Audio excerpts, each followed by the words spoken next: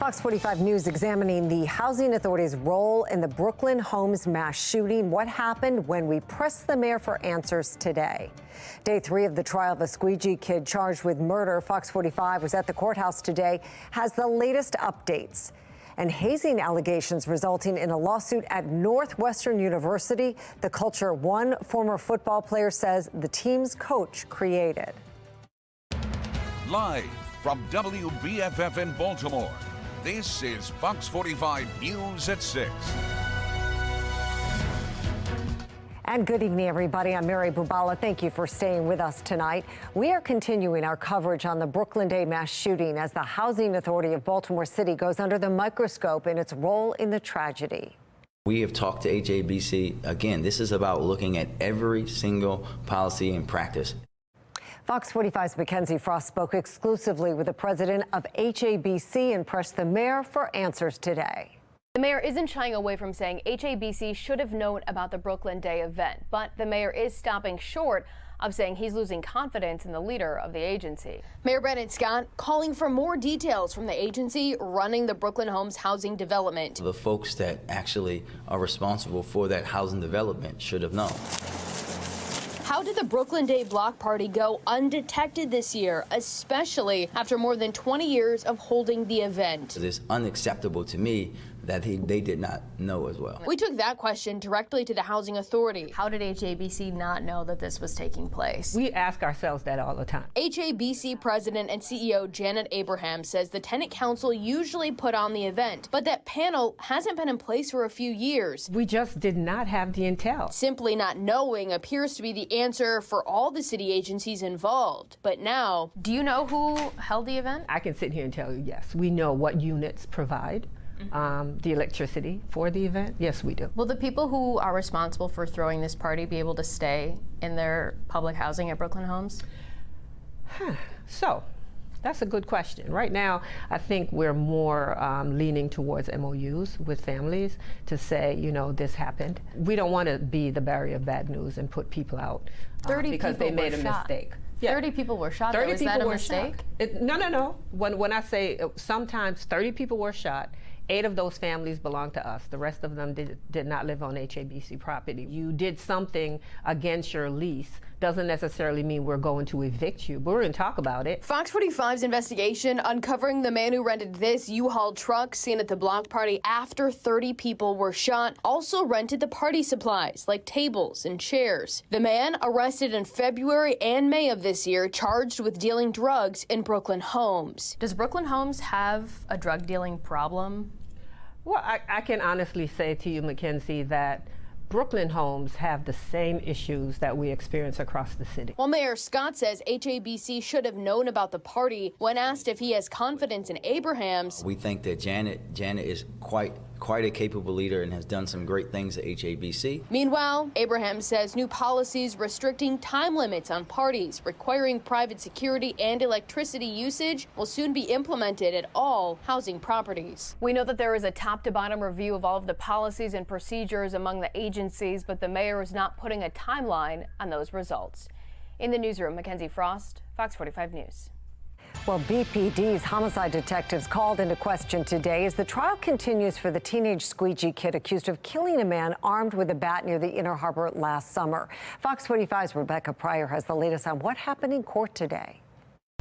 Well, it was another emotional day in the courtroom for those on both sides, especially for the family of Timothy Reynolds. They were overwhelmed and having to leave the courtroom several times to wipe away tears as video evidence of what happened that day is played over and over again for the jury. This is also the defense launches an intense line of questioning against one BPD detective.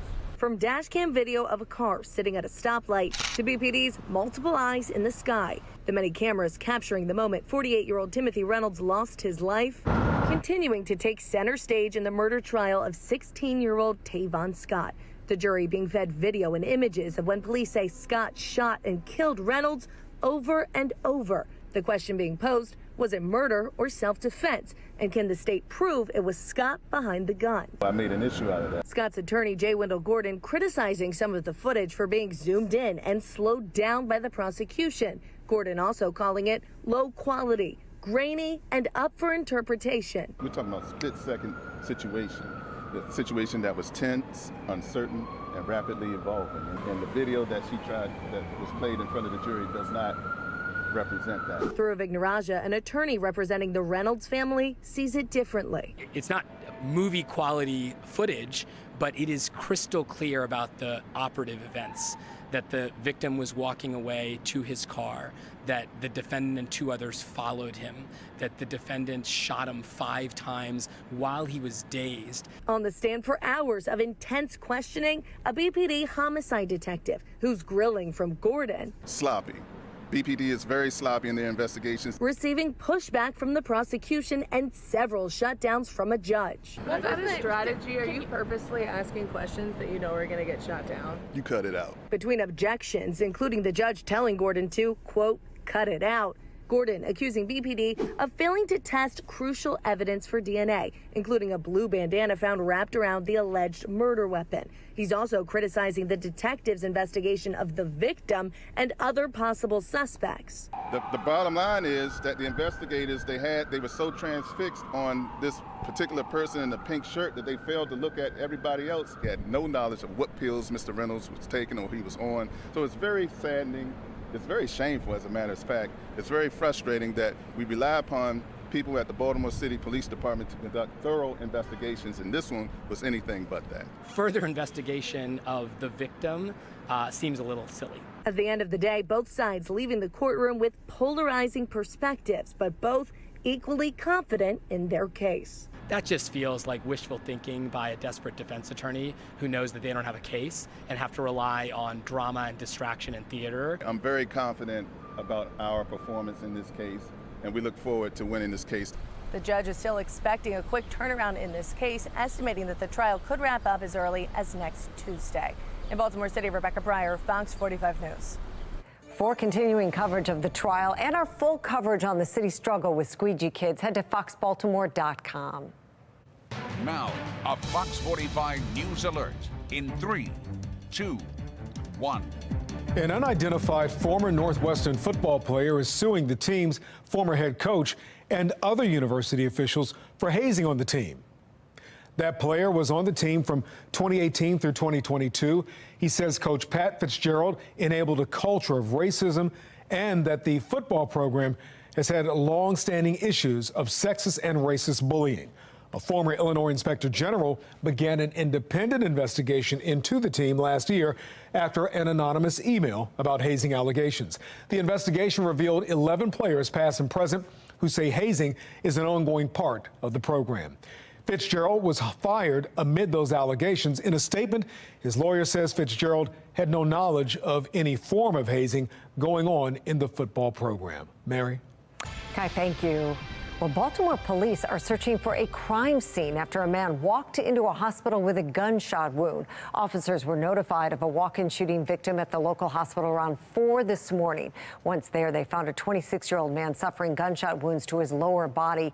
Right now, police say they have not determined where the shooting happened. Anybody with information is asked to call police or submit an anonymous tip through Metro Crime Stoppers. Well, a suspect is in custody charged with arson after a massive 3-alarm fire in Baltimore County. Elijah Morgan was arrested late last night. We were live on the air with you when the Advanced Auto Parts in Reisterstown went up in flames. The fire was particularly difficult to put out because of all the tires, fuel, and other materials in the building. One firefighter was hurt during the response, but has since been released from the hospital. Officials say the damage to the building was so severe it will be demolished.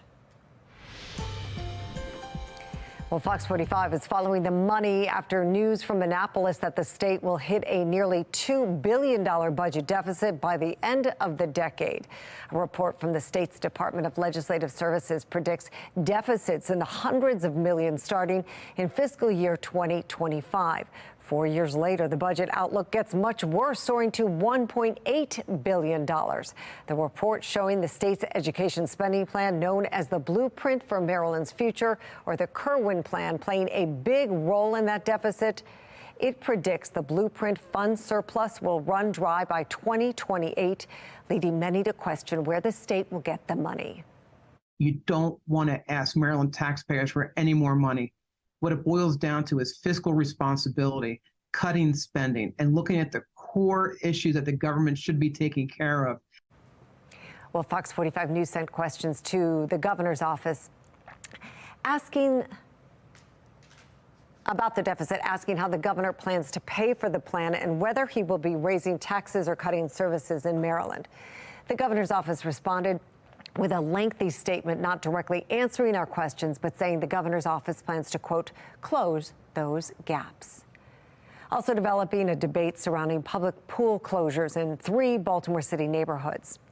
It comes as several kids were caught breaking into the Patterson Park pool earlier this week. The Department of Rec and Park says the pools are closed due to infrastructure and operational issues at Lake Clifton, Cherry Hill, and Patterson Park. Critics of the closures say public pools provide a safe space for young people as juvenile violence is on the rise.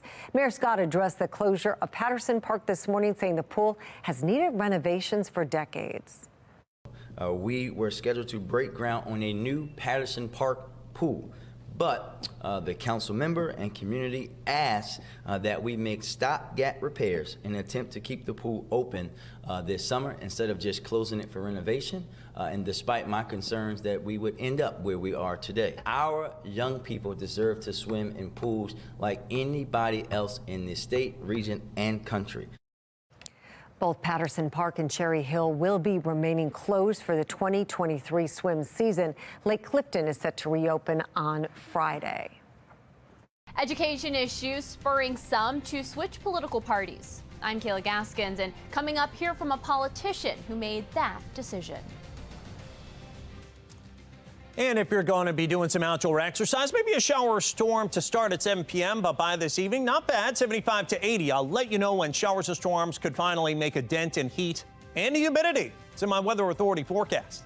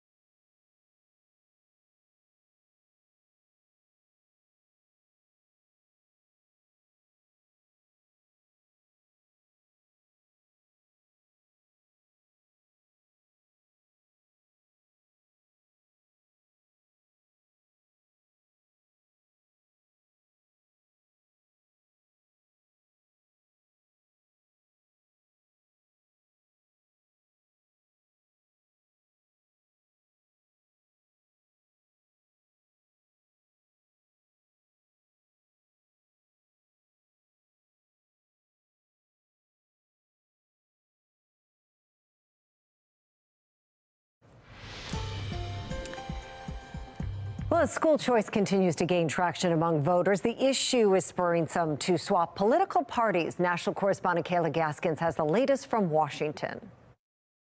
For Georgia State Representative Misha Maynor, switching parties from Democrat to Republican was a tough decision. I've been a Democrat my entire life.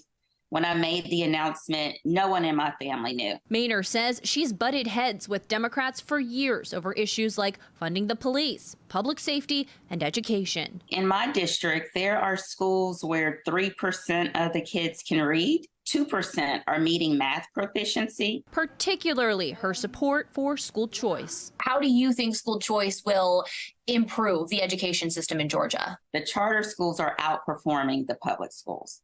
So when there's competition in the market, it forces people to do better. Laws expanding school choice passed in 10 Republican-led states this year alone. A new poll published by Real Clear Opinion Research showing 71% of registered voters support school choice. And that 71% number is a 7-point increase from 2020. So that just goes to show that especially after schools were closed for months, if not, over a year, parents are looking for alternative options. Critics say school choice options like vouchers and tax breaks funnel funding away from public schools. In Maynor's district of Atlanta, the city allocates $17,500 per student per year. Their budget last year was $1.5 billion. With $1.5 billion, 97% of the students can't read. Maynor says when it comes to education, the Democratic Party is the one that changed. The old Democrat Party, education was the value. That was the way out of the Jim Crow era. Republican candidates emphasizing education ahead of next year's elections. New polling shows half their voter base considers K-12 education a big problem. In Washington, I'm Kayla Gaskins, Fox 45 News. Well, take a look at this. Extreme flooding and heavy rainfall hitting Kentucky this week, leaving one neighborhood partially underwater. This is in Mayfield, Kentucky. Neighbors say they noticed the flooding around 3 this morning. You can see the water level leaving the insides of the truck and cars flooded, with yard furniture from nearby homes floating all around. The city currently under a state of emergency.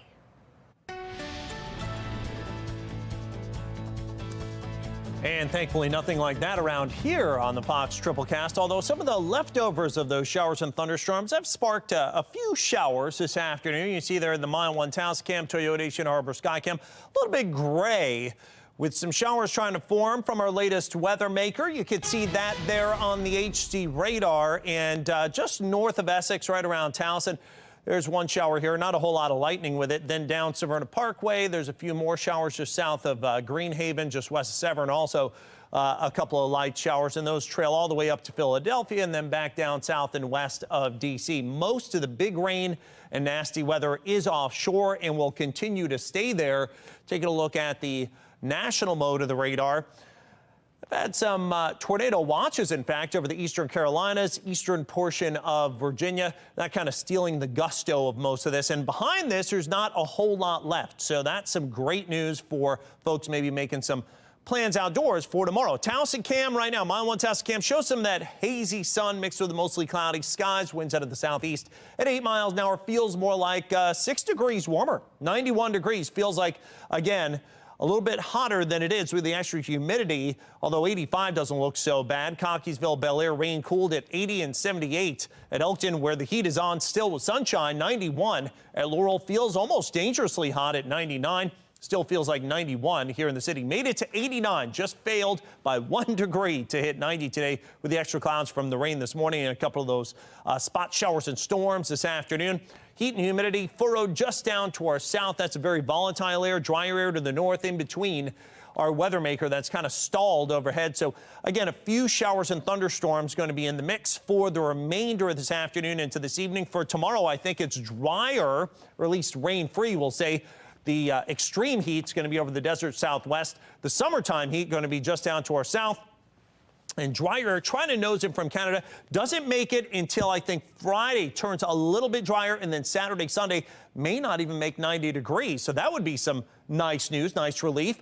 But future scan through about midnight tonight, those spot showers, maybe a rumble, and then overnight into early tomorrow morning, settling down to about 70. So any spot showers and storms end by about midnight tonight, 90 with clouds and sun hot. Just an outside risk of a pop-up afternoon thunderstorm. I'm going to let you know when the drier air gets in and how long it stays. That's in my exclusive 10-day forecast. Weather Window, presented by the National Weather Desk. A flash flood emergency in western Kentucky. Slow-moving storms dumped more than 10 inches of rain in places this morning. Some of the worst flooding is here in Mayfield, where entire neighborhoods are submerged. Water rescues were also underway this morning. Storms on Tuesday easily toppled trees in northern Alabama. Thankfully, the wind was blowing the trees away from these homes. For more content like this, follow the National Weather Desk on Instagram. The largest school district in Washington state now offering free gender-affirming care for students. Coming up, why some parents say this type of care should be happening at a doctor's office.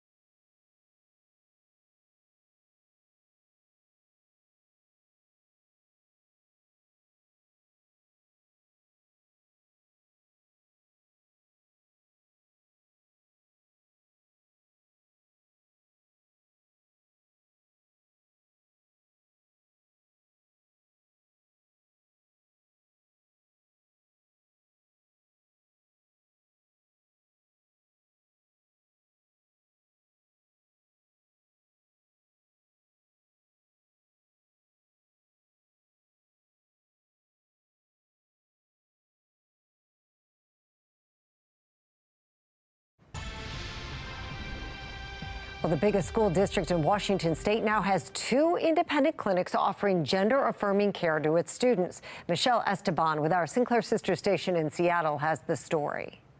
Schools aren't parents and schools aren't doctors' offices. Conservative parental rights advocacy group takes issue with what's happening inside not 1, but 2 Seattle schools. The district confirms inside Meany Middle School and Nova High School, students can access health care services that include gender-affirming care at no cost. This is something that should be happening in an actual doctor's office, not a school. It is a doctor's office, or what's known as a school-based health center. Country Doctor Community Health Centers operates them, not the district. In a statement, the district said it doesn't supervise or provide the health care services in the clinics on campus, but said they provide students access to primary care and behavioral health services. And access to these services enables the early intervention, prevention, and treatment of health-related barriers to learning.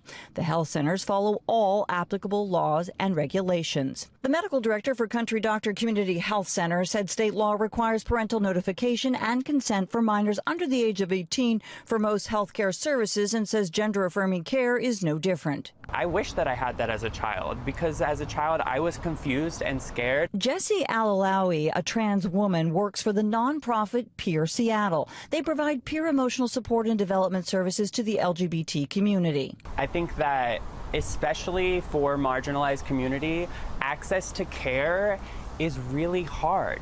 Jessie said feeling societal shame kept her silent and it was costly. Societal pressures made me feel like who I wasn't okay. She thinks many parents struggle with the unknown. It's the same fear that my mom had when I came out as trans, was the fear that my child is going to struggle. And no parent wants their child to have a hard life. All right, our exclusive 10-day forecast, 90 for tomorrow. Some pop-up thunderstorms in the afternoon. I think a better chance of rain really comes tomorrow night into early Friday, making it to 92, turning somewhat less humid on Friday after an early shower. There you go. Saturday, Sunday looks great. Mid to upper 80s, lower humidity. Get outside, enjoy it. Could see a pop-up storm into early next week, but nothing to cancel plans. About 85 to 90, but bigger heat could come by the end of next week once again. Jonathan, thank you. Well, finally tonight we have another otter pup date from the Maryland Zoo. Take a look at this. We've been following the rescued otter pup over the last few weeks, ever since the zoo took the pup into their care. Now the otter has started to make a variety of noises. Let's take a listen.